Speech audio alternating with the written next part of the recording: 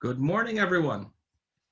I'm so glad that you are here to join us for our first ever morning after briefing. It's been quite a roller coaster for us all here at the Andrew Goodman Foundation and our campus teams around the country. We have 79, and we have a lot to report. As you guys know, we are in 26 states and Washington, D.C.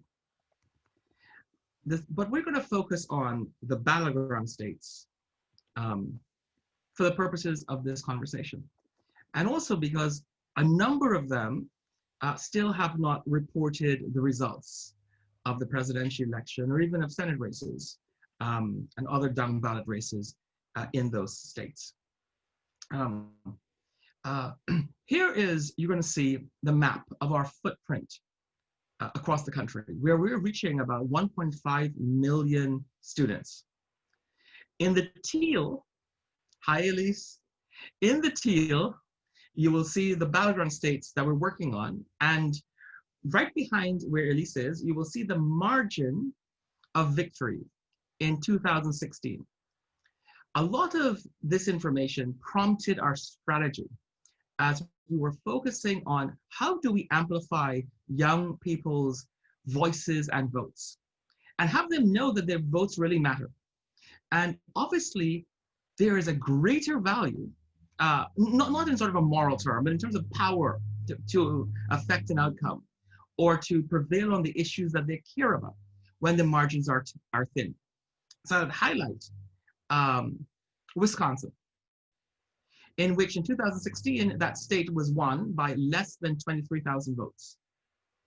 Michigan, in 2016, that state was won by less than 11,000 votes. And so we spent a lot of time investing in our strategy for the battleground states.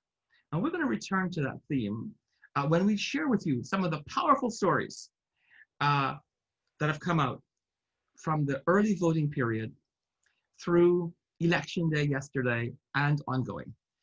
I'd like to introduce our executive director, Alexandria Harris, who earlier today was on the New Jersey Turnpike, which, as some of you may know, was under threat by roadblocks by Trump supporters in the last few days. Hi, Alex. Hi, Maxim. Well, good morning, everyone. Welcome to our madness. The good news is we anticipated we'd be right here. We've been warning our students and all of our supporters that we would not have an outcome today. We probably won't have one tomorrow, and we're continuing to do the work, continuing to ballot cure, continuing to help people navigate this emotionally and all the stress and strain. We anticipate that you probably are quite anxious yourselves and might have some questions or comments. We want to keep this very brief this morning. We're going to give you some spotlights of some great stories that we're hearing from the ground. But the spoiler alert is that our students have been amazing. Our students have turned out in record numbers. They are excited and fired up. You're going to hear their stories. You're going to see pictures. This is record breaking, and this is what we've been working for all year. So hold tight. Please continue to stay connected to us. We'll continue to share stories from these battleground states as we get information and as we're doing this work on the ground. But thank you for your support. Thank you. And we're now going to hear from our program director, who is coming in from Louisiana and has been coordinating our strategy in 26 states and DC. But she's going to tell you what's happening in the battleground states with our campus teams. Stephanie. Great, thank you, Maxim. Good morning, all. I'm so excited to share that yesterday was full of action. Our network is strong in 79 campuses across the country, including 40 campuses in battleground states. And while we saw a lot of challenges arise leading up to the election, COVID-19 spikes and the related campus shutdowns and quarantines, protests and associated curfews, voter intimidation, we responded in real time with support and resources. Our Vote Everywhere campus leadership teams are resourceful and they are resilient. With thought partnership from our staff, they were able to pivot really quickly and they got out the vote. They organized text banks and messaged their peers to make sure they knew where to vote, how to vote, and that they took 3 to 10 friends with them. They organized shuttles and took people to the polls. They chalked on sidewalks all over campus. They hung flyers, and they really masterfully employed virtual tools the way you would expect Gen Z and older millennials to do.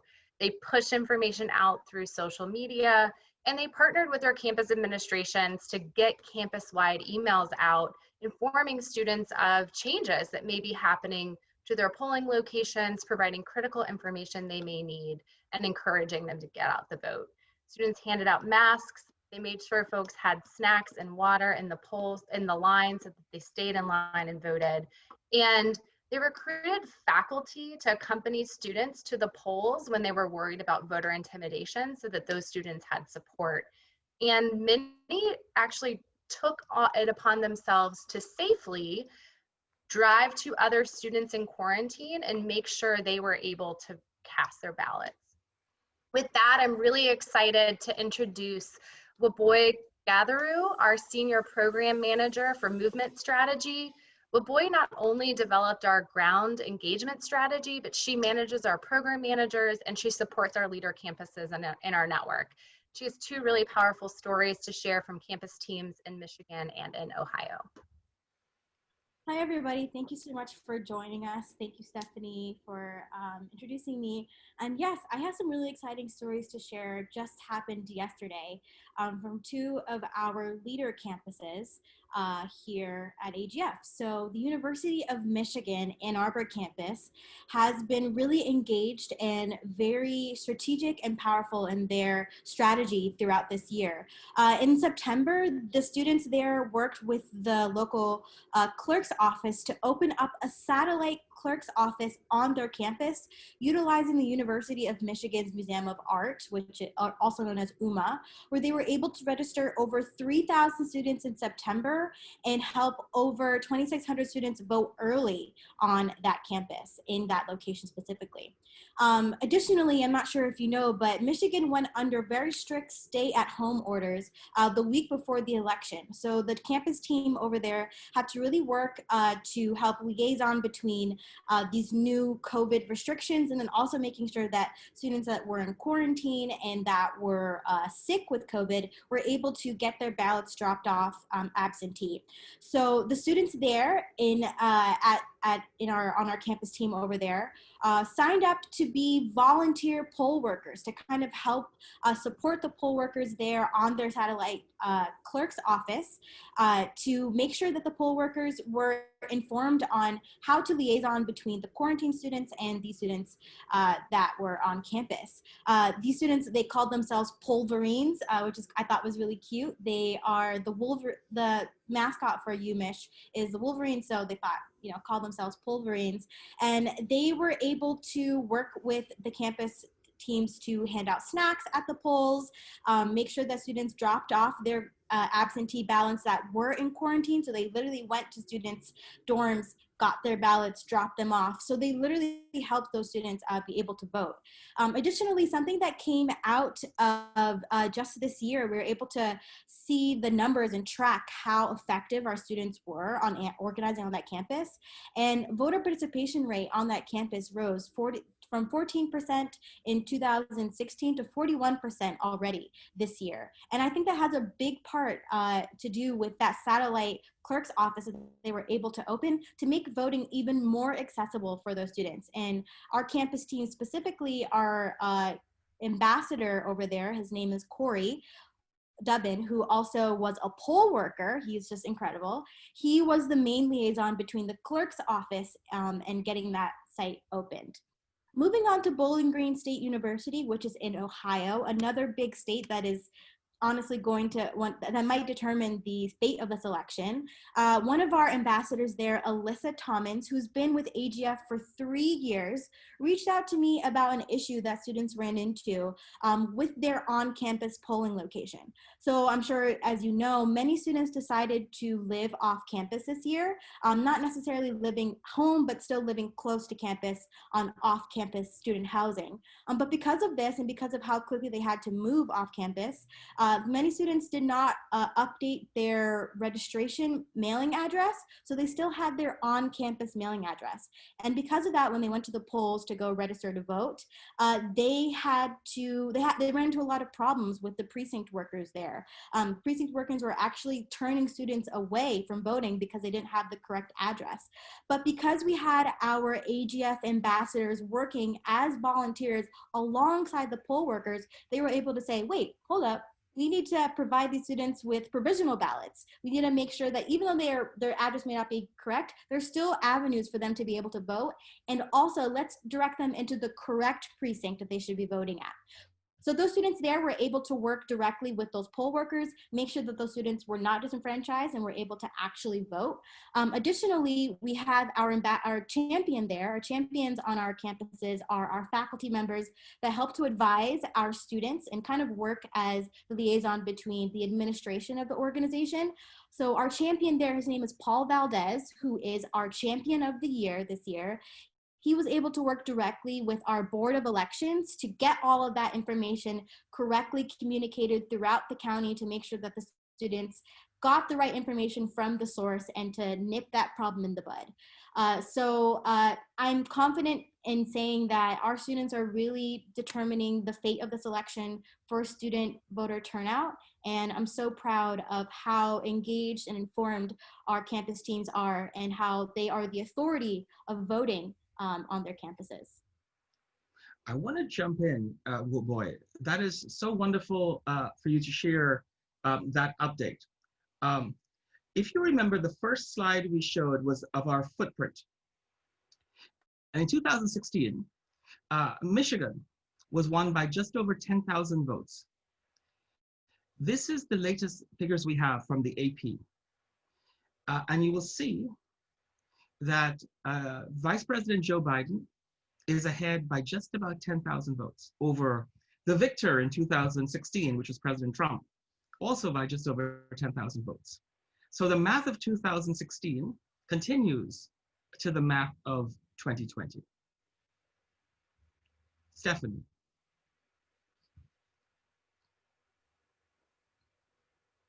Thank you, Maxim, and thank you, Aboy. I'm now excited to introduce Cecelia McDermott, our Wisconsin organizer and a University of Wisconsin-Madison senior, to share more about the incredible work she and our campus teams have done in that important state. Cecelia? Yeah, thank you so much. I am really excited to be talking with you all about our impact in Wisconsin. I have lived in Wisconsin almost my whole life, and I really had strong feelings yesterday about our impact in the state as we saw the results of all of our hard work these past few months. This semester, we had 5 campuses that we worked with in Wisconsin, with 2 more joining right before Election Day in that final week. So we've been working with the UW campuses at Madison, La Crosse, Parkside, Platteville, and Marquette University, with UW Milwaukee and UW Stevens Point joining us right before Election Day. And in Wisconsin, we have really been using a variety of tools and techniques to reach out to students when our campuses are all in a hybrid format, where some students are online, some students are in person, and there's no one-size-fits-all method to reach our students on campus. So some of the strategies we've been using include social media takeovers, which is when our student teams will log into Instagram and go to their campus's accounts. So like logging into the UW Parkside Instagram, doing a live stream, posting information on Instagram stories or as posts, and reaching thousands and thousands of students through social media. We also hosted some peer-to-peer relational texting events. And relational texting is much more impactful than having campaigns or other folks reach out to voters. So we're really leveraging that student-to-student connection this year online.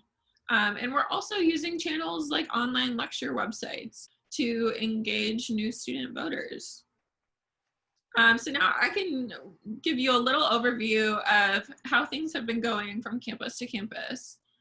This year, several of our ambassadors were poll workers, and we had 2 of our Madison students working at the polling locations on campus, and at UW-Platteville, some of our ambassadors were helping students in isolation or quarantine cast their ballots by going to pick up their ballot and making sure it is delivered to their polling location.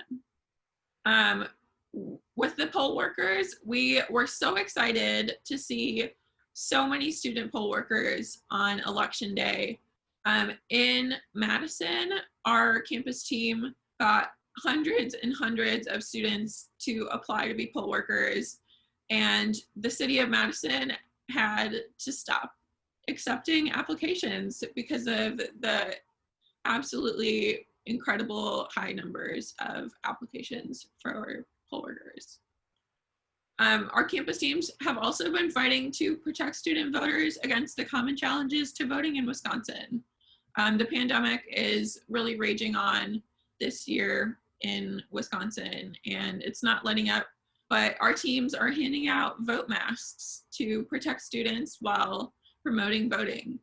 And they're also pushing for access to online voter IDs that students can print in person at their polling location on the UW-Madison campus. And our efforts with that were successful. So more students were able to show up at the polls without having to worry about if they have a proper ID to vote.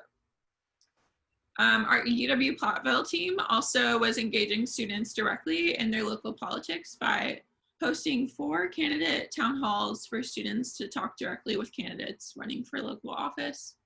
And our UW lacrosse team was finding ways to make voting seem less intimidating by hosting Zoom office hours, implementing a voting buddy system where someone will walk with you to the polls, and leading caravans and marches to the polls, both during the vote early period and yesterday on election day. We also, at our UW Parkside team, were talking to students about how they can amplify their vote. We talked to over 90 students yesterday who pledged to text 3 friends on election day and get them to go to the polls. And we reached nearly 300 students just from that question alone.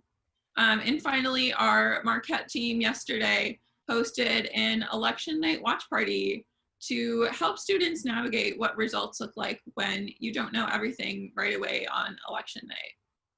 Overall, I am so proud of the work we have been doing in Wisconsin. We are really seeing the turnout changing and seeing so many new voters engaged in, and I am excited to see the results as they roll into the numbers that support all of the work we've been doing. So thank you. Thanks, Cecilia. The numbers Cecilia referenced, I want to share with you, going back to 2016. Wisconsin was won by just over 22,000 votes. Here's what the AP is reporting this morning. Just about 21,000 votes separate Vice President Joe Biden from President Trump in 2020. The math of 2016 is the math of 2020. And it's that razor thin. And that's why we have invested so heavily in student voices and votes in Wisconsin. Stephanie?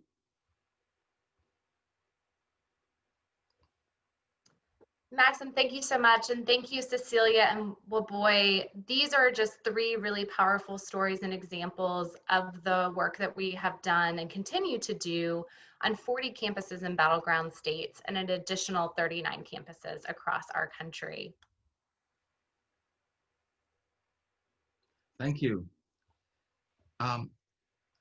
One more slide, and then I'm going to get you to one of the most exciting things that we did this year. Student voting in 2016, about 40% of students voted, 8 million students out of 20 million eligible. This year alone, in early voting, more than 10 million young people voted. That's 2 million over 2016. It is so incredibly exciting. And one of the things that we are so aware of is when the percentage of students in a particular area is significant, how they can determine the outcome of elections. So think about Georgia, which is now a battleground state. You could see from this slide, which is prepared by Circle at Tufts, who is one of our partners, over 20% of the votes that are being cast in Georgia are by young people. Young people as defined here are students ages from 18 to 29. And from the analysis that's been done up to this moment is that out of 38 states that they have data for, 4 of those states, students, or I should say young people, voted primarily for the Republicans. 34 states had young people preferring the Democratic Party. And a couple of states, they're actually tied, as you can see from Indiana, for example. And so we're following this really closely because you could see what could happen if, in fact, students turned out in the extraordinary rates that they have. They broke records in 2016. We know they've broken records already in 2020. One of the statistics that we do have that I think is very compelling. Turnout overall is off the charts. We're already more than 2 million more young people voted than they voted just in the early voting period, than they voted in the entire election of 2016. But overall, it's 17% versus 16%. What I mean by that is 16% of the people who voted in 2016 were young people. As of today, 17% are young people. That means the turnout broke records across the board for this country. One of the reasons that we created an emergency intervention is that we became aware that a disproportionate number of student ballots were being rejected. And so we created an intervention to save student ballots.